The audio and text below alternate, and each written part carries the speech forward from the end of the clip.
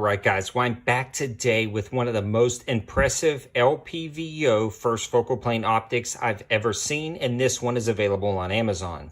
So these guys reached out to me and said, do I want to take a look at some scopes they had available? And looking through their catalog, nothing quite struck me at the time, but they said they had one being released soon, and this was it, and I said, absolutely, that looks awesome. So the MSRP on this guy is right at about $200, but the release price is $169.99, so it's already an impressive deal. It actually comes with the optic itself, scope rings in the box, and a sunshade, but it gets even better. Right now, there's a clickable code on the Amazon link that I'll link in the description below for 5% off, and then they've got a 20% off code, and when you add all of those together right now for this initial release, this optic comes out to be about $127.50 with free Amazon Prime shipping, and that blows me away for the quality, craftsmanship, and just overall performance of this optic for the price. Definitely check it out if you were looking for an LPVO. So I want to talk about the basic specs and features, and then talk about why I like this one so much compared to others on the market. This one actually comes with a 30mm tube, and then it grows a little bit, and that's not really for the lens at the end. The lens is buried right here, but that allows you to add the kill flash on the end, and that kill flash is going to be an anti-glare device that's kind of a honeycomb pattern, and what that's going to do is if you're engaging a target, that's going to break up the reflection on the other end.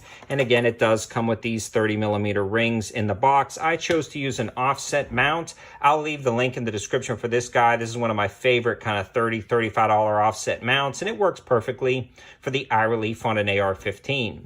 This does have capped turrets, but one of my first complaints, even though these turrets look cool, it serves no purpose in my opinion. In fact, it actually hurts the optic because dirt and debris can get in here, but they still do protect the turrets from being bumped. Now, the turrets themselves have decent clicks. They're not audible at all, but they are pretty tactile.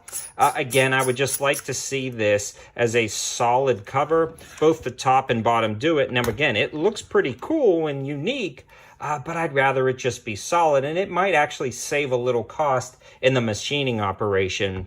You can see the windage and elevation knobs are really easy to get to, though, because these have some nice knurling on the caps, and then they're returned to zero. You can loosen these up and return to zero.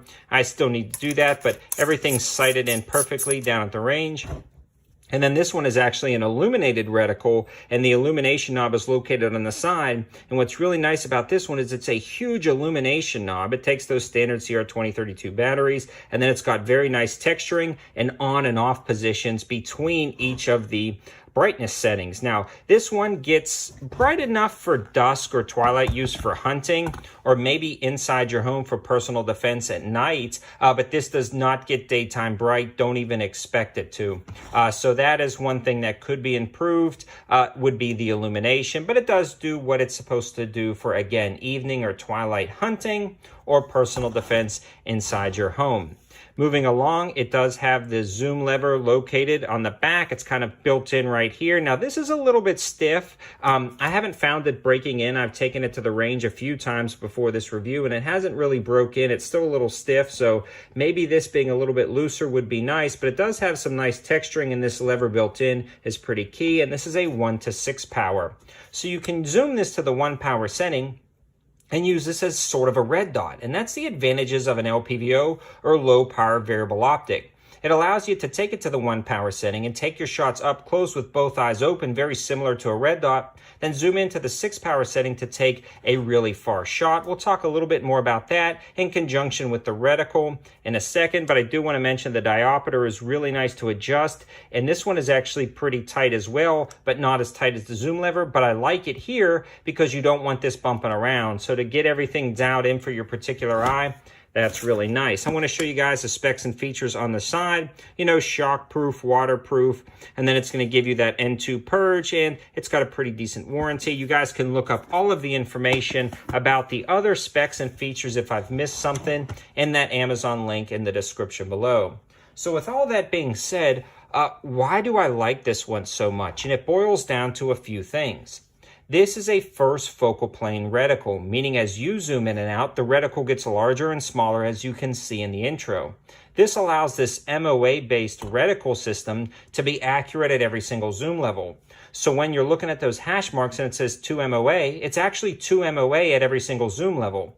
Whereas a second focal plane scope, those hash marks are only accurate at the maximum zoom level. So if you're tracking game across the field like a coyote or a hog, and you wanted to just scan the entire field at the 1 power setting and then quickly zoom in and you weren't quite sure where you ended up, maybe at the 4 or the 5, or that's where you want to take your shot, you can still use those MOA hash marks for that range estimation or bullet drop compensation. Depending on what rounds you have, those are going to be effective at every single zoom level. Now, the second reason why I like this is that it's actually usable at the 1 power setting. Most first focal plane optics in the LPVO series are very hard to use at the 1 power setting. The reticle almost disappears, but as you can see in the intro, this one is actually incredibly usable at the 1 power setting. Now, granted, a second focal plane optic is going to be always a little bit better at the 1 power setting than a first focal plane, but you get all of the advantages of the FFP for that range estimation and bullet drop compensation at every zoom level and a usable 1 power, which I haven't seen except for on like the $500 primary arms or the $1,000 SIG. This is really competing with that, which is crazy to say for the price when it comes to how usable the reticle is at the 1 power setting.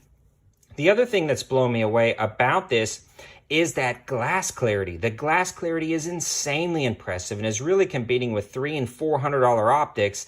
And again, sub $200. In fact, with all these codes right now at the release, like about $130. It blows me away. The light transmission and glass clarity, this thing is really good.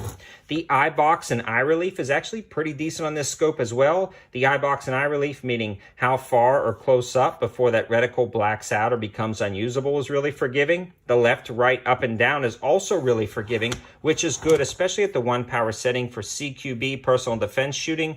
This is going to allow you to take shots around corners, not have your face perfectly behind the optic, and still make out the reticle system.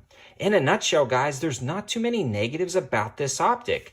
Really pain that they did not have these as a full covered cap. That's really frustrating, but I can absolutely get over it. Or even if I'm taking it to the field, I can put some tape over it or something. Not that big of a deal. And honestly, I think even if you get dirt or debris, these caps are sealed enough and low profile enough that it wouldn't even matter. A lot of turrets are already exposed. I just think maybe some grit and grime could get in between the cap and the turret. But again, really not that big of a deal, like minor compared to all of the amazing specs and features and performance you get out of this scope.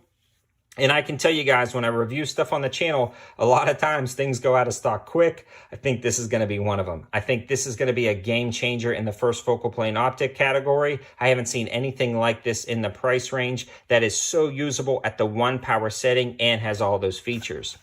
And I also want to give a huge shout out to Callaway Ballistics for sponsoring the ammo for this video. These guys sent over the 9mm ammo to help make this video. They make some new manufactured stuff, reman, even this really impressive 147 grade subsonic ammo, and it burns really clean. You don't have a bunch of just nastiness after you're done shooting suppressed. Definitely check them out. I also have the coupon code 704TACTICAL for free shipping on ammo orders over $200 from Callaway Ballistics. Definitely check these guys out if you're looking for some ammo. And definitely check out this LPVO from Eris. It is just a solid option for the money. Again, all the codes and linking will be in the description below. Thanks for watching, guys. Have a good one.